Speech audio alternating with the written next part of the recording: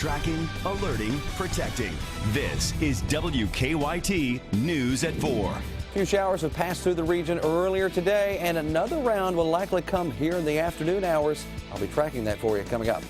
As a part of training, Lexington fire crews dressed head to toe in these hazmat suits, simulating a possible Ebola case.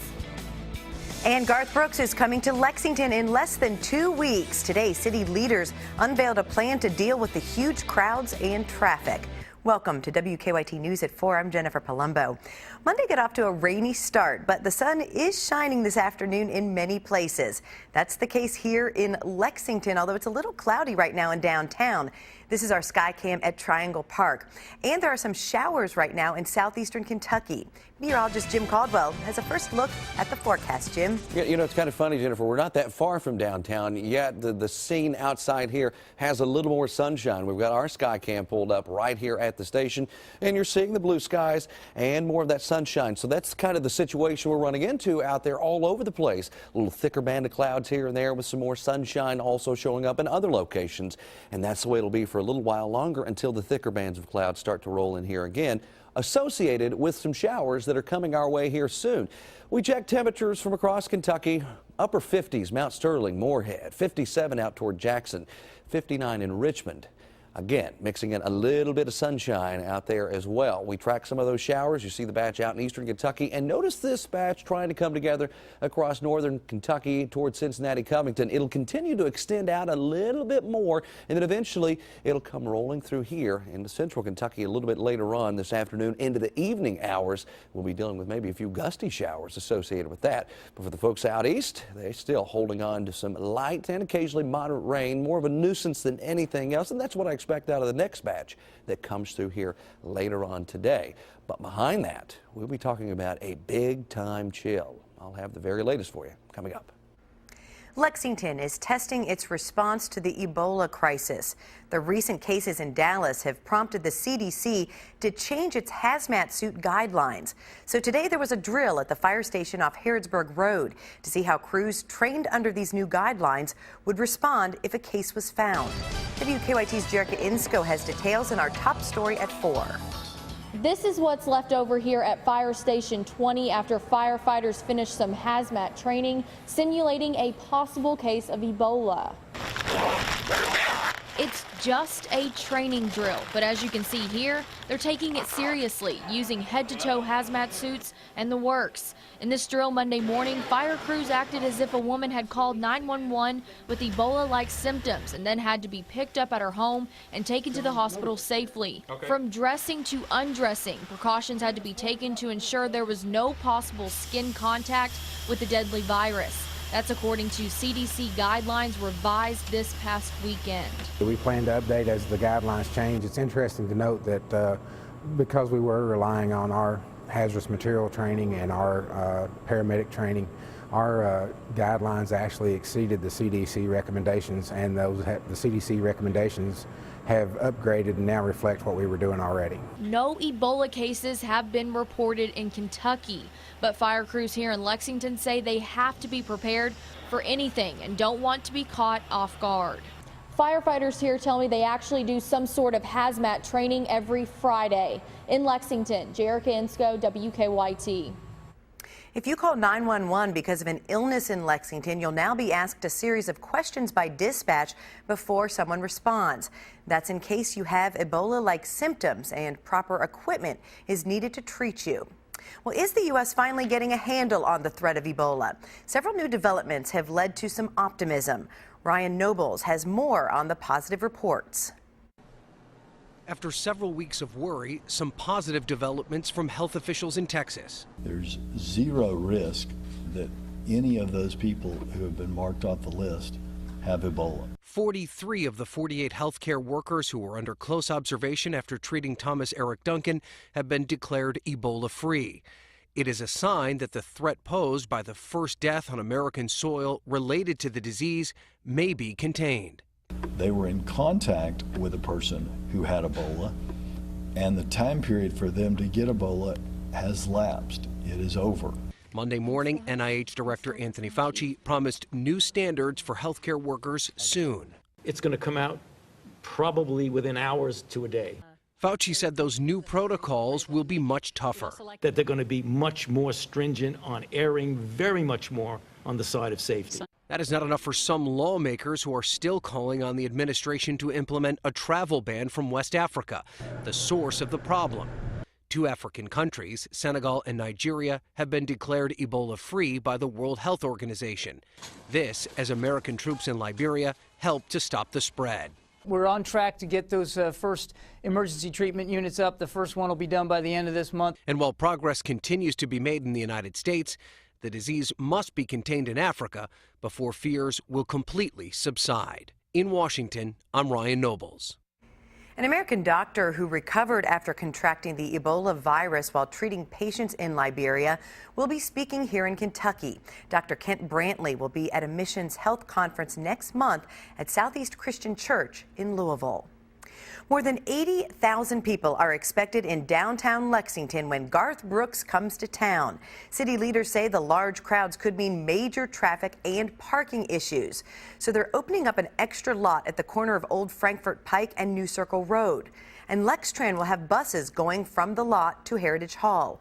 Country superstar Garth Brooks has 4 shows in Lexington, 2 on Halloween and 2 on November 1st.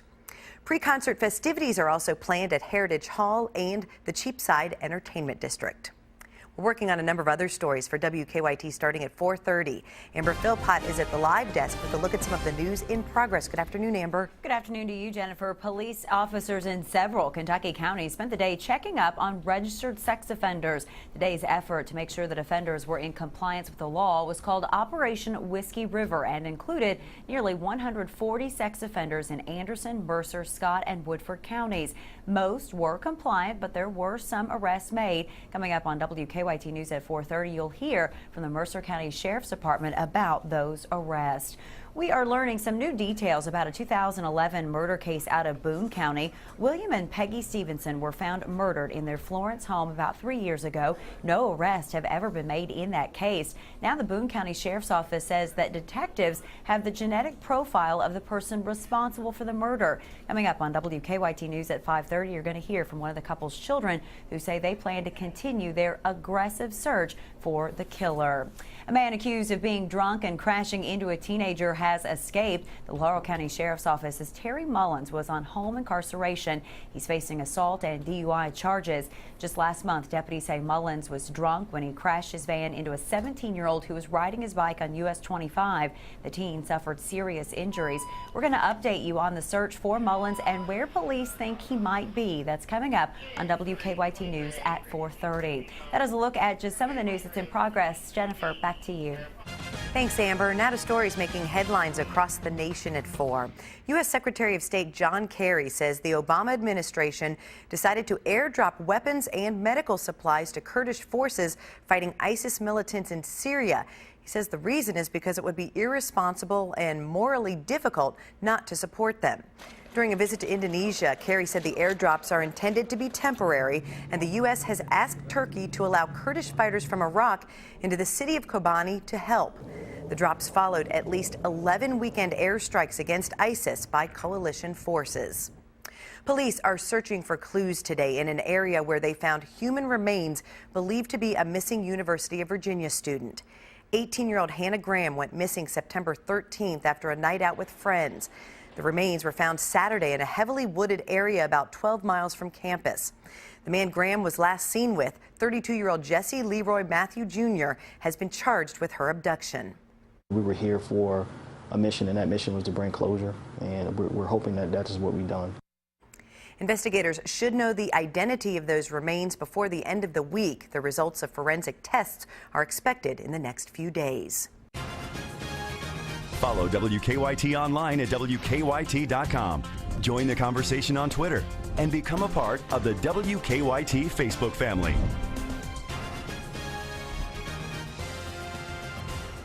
Wall Street starting a new week with gains across the board. The Dow added 19 points today to close at 16,400.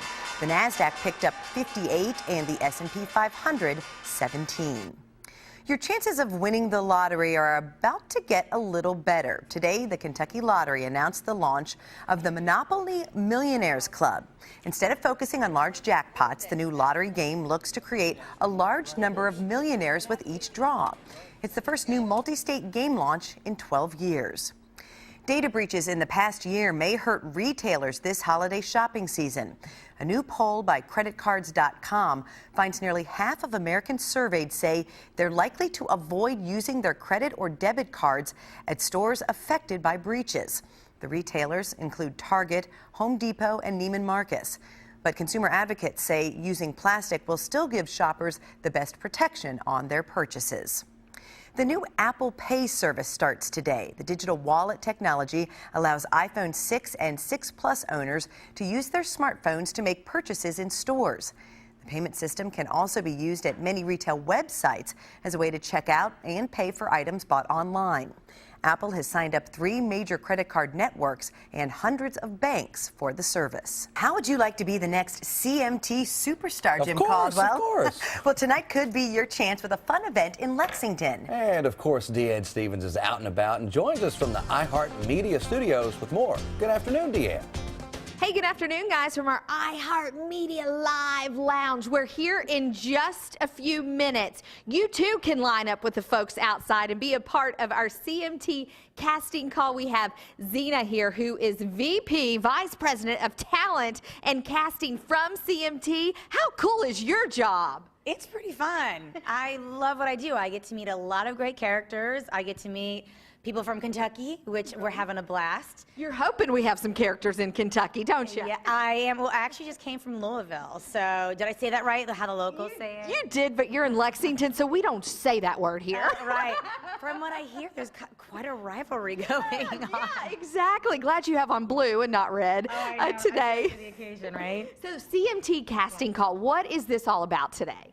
So I am here looking for big characters, looking for interesting people, personalities, anything from I want to be on one of your existing shows to I need my own show. I'm looking for a little bit of everything. It seems like a whole lot of fun, not only for you, but for the folks that are going to be a part of it, because how does it work? They're going to come through here in just a little bit, and you're going to be doing interviews?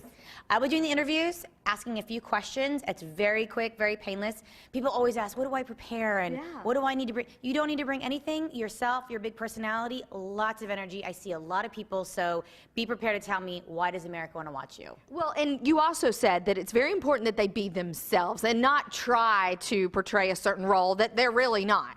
Exactly. It is unscripted, meaning reality TV. There's no scripts that we're going to hand you. It's really all about you being yourself. Talk about reality TV. And it's not CMT Video Music Awards anymore. There's programs all the time. Yeah, we are launching a ton of new shows. We have 7 new shows coming out. We have a huge development slate going on right now. It's really, really a great time for us. Very exciting. Okay, and this is very exciting for us as well because we are helping host the CMT Casting Call tonight. You can come on out. 5 o'clock, the doors will open here at our iHeartMedia Live Lounge. So make sure you're here 5 to 8 o'clock tonight. We'll have more with Zena when we return here at 4:50. I'm Deanne Stevens, out and about. Back to you guys. Thanks, Deanne. I think we just figured out why Chris Bailey's off today. He's down there. He's going to try out. He deserves his own show. We'll see how it goes. All right, well, it's time for Better Living, health, education, and consumer news that impacts your life. British scientists have developed a new washing machine that uses plastic beads to help get stains out of clothes. Major U.S. hotel chains are already using the new technology, and engineers say they're working on a model that can be used at home. Alfonso Van Marsh looks at how it works. London's White Rose Laundry is trying a new way to clean more than 1,500 shirts a day. These washers use plastic beads and just a little water. Within the first week, we knew that the water saving was more than 60 to 70%. Xerox machine makers say that's about 350,000 gallons of water saved each year. Major hotel chains like Hilton and Choice are already using the washers at some U.S. locations. The British scientists who developed the technology say a small amount of water helps the beads gently rub against the clothes and act like sponges to absorb dirt. Physicist Steve Jenkins says machines use about half the detergent and energy as traditional washers. We can clean as effectively as a hot cycle at cold. 1.5 million of these beads spin through every machine. They're about the size of a grain of rice, but they're hard, like a marble. Xeros insists the beads can't slip through the washer's drain, rarely get stuck in clothing, and can be used in up to 1,000 washes before recycling. Engineers are working on a washer-dryer model for American homes they hope to sell within 2 years. Alfonso Van Marsh, CBS News, Sheffield, England. Very cool. Manufacturers say the bead technology lets you throw whites and colors into the same load without any worries. There you go. And they say recycled beads are used to make car dashboards. What are you doing? A new study finds tens of thousands of children are given the wrong medicine or an incorrect dose every year. Researchers at Nationwide Children's Hospital in Ohio found a child is affected every 8 minutes.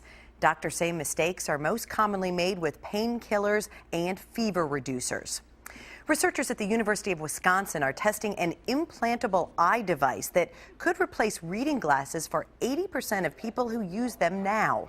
The device is already available in Asia, Europe, and South America, but the FDA has not yet approved it for the U.S. October is Breast Cancer Awareness Month, and WKYT is teaming up with St. Elizabeth Healthcare to provide breast screenings.